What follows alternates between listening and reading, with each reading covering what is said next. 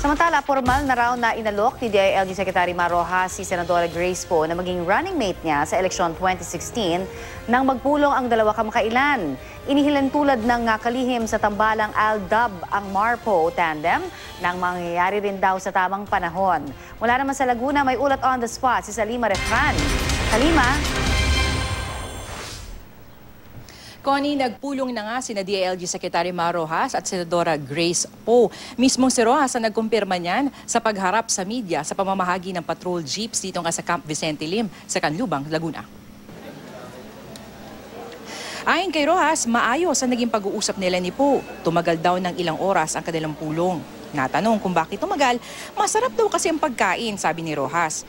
Kasama lang daw nila ang mister ni Senator Poe na si Neil Llamanzares. Hindi kasama sa pulong si Senator Chis Escudero. Dito formal daw inalok ni Rojas kay Poe ang pagiging running mate niya. Maayos naman daw ang reception dito ni Poe. Pero sa ngayon raw, ayon kay Rojas, ay fluid pa ang lahat. Naniniwala naman si Rojas na basta maganda ang kalooban at maganda ang intensyon, may kinabukasan ng mga pag-uusap.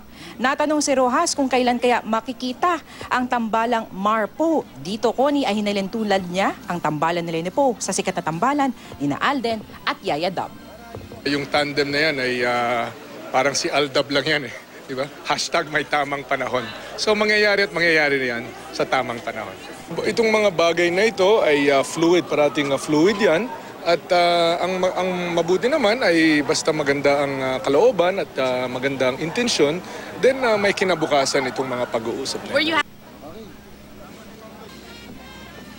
Alam mo, Connie, sabi sa atin ni Secretary Rojas ay may mga nakaschedule pa raw na mga meeting sila ni Senator Poe. Pero yun nga, hindi siya nagbigay pa ng iba pang detalye. Samantala, Connie, ay sinusubukan naman natin makuna ng pahayag si Senadora Grace Poe, pero mamayang hapon pa raw siya magbibigay ng panayam. Yan ang latest mula nga dito sa Camp Vicente Lim sa Laguna. Connie? Maraming salamat, Salima Refran.